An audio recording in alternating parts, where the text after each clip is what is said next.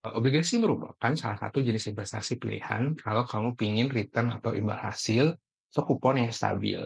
Obligasi yang dianggap oke karena resikonya bisa dikatakan rendah adalah obligasi yang diterbitkan oleh negara atau obligasi pemerintah, atau kamu bisa sebut juga dengan obligasi negara. Sebenarnya ada beberapa jenis obligasi pemerintah dan sebaiknya kamu pilih yang mana agar cuanmu yang lebih baik. Cek jawabannya di video kali ini.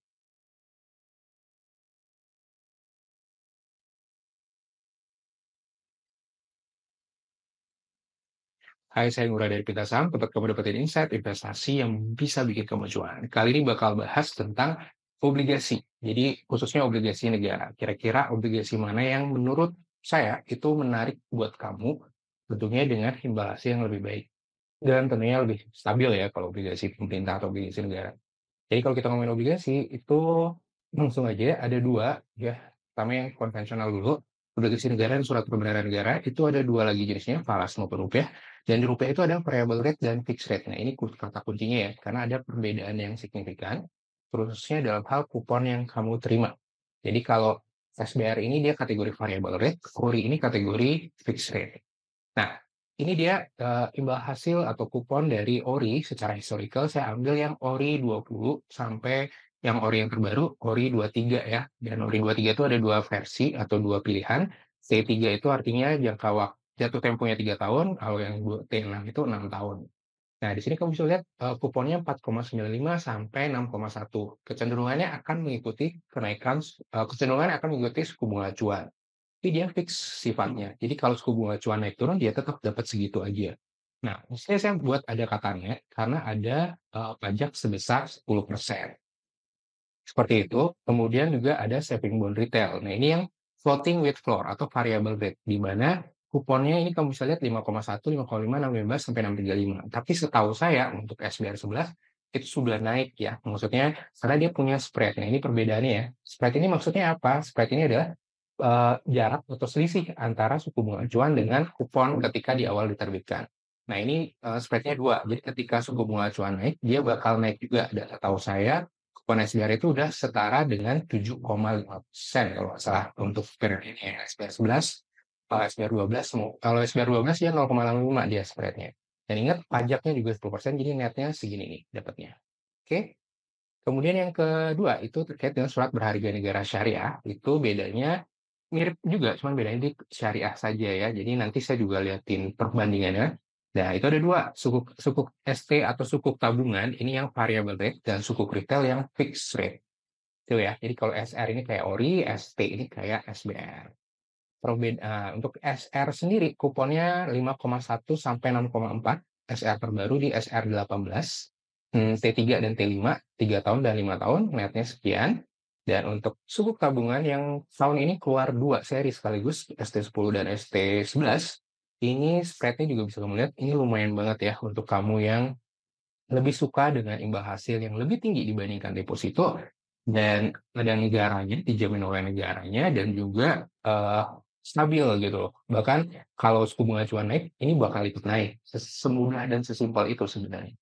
Nah, ini dia perbandingan produknya. Di antara ORI, SBR, suku retail, dan ST, bisa kamu lihat perbedaannya terletak di fixed floating with floor-nya itu ya. Dan ada yang bisa diperdagangkan di pasar sekunder, yaitu ORI dan suku retail. Cuman kalau saya disuruh milih yang mana, saya lebih suka floating with floor.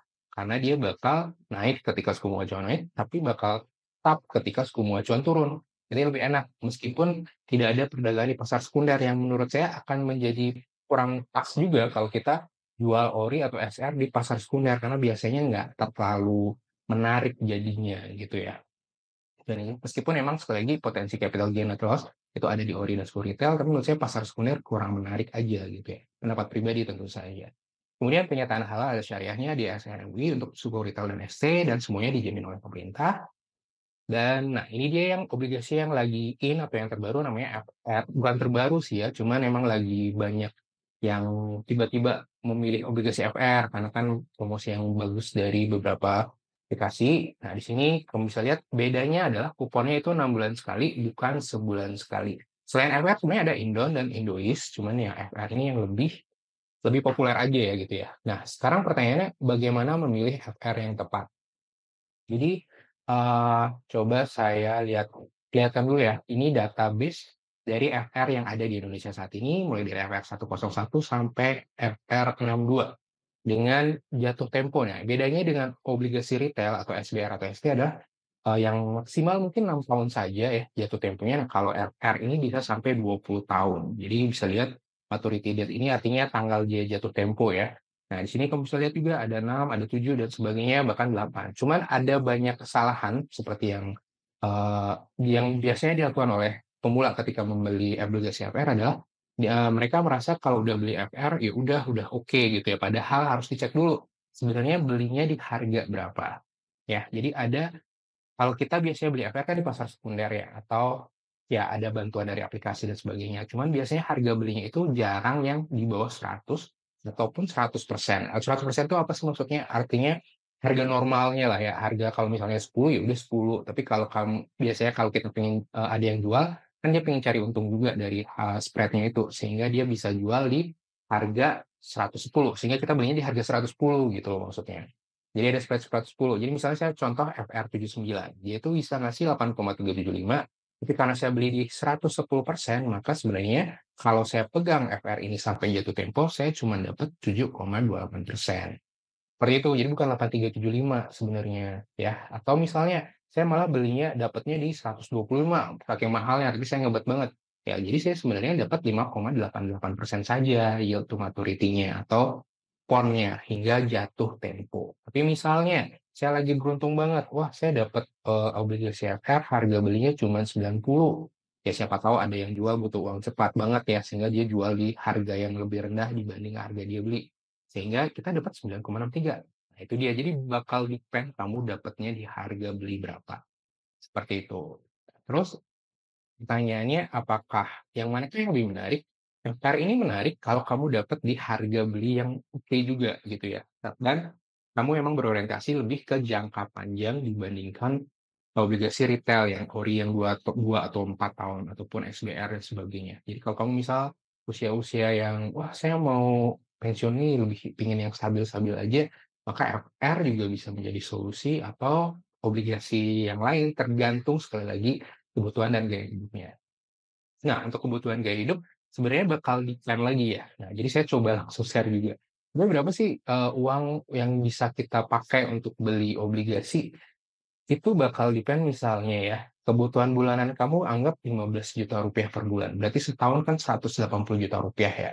Nah, kamu misalnya dapat obligasi kupon yang memberikan net 6% net artinya sudah dipotong pajak ya, maka kamu harusnya punya obligasi sebesar 3 miliar untuk menutupi kebutuhan bulanan ini tadi, 15 juta rupiah tadi. Tapi kalau misalnya kamu dapatnya kuponnya 7% misalnya, ya maka ininya bakal berubah lagi gitu kan ya. Jadi cukup segini nih 2,5 M dapat yang harus kamu siapkan untuk di obligasi.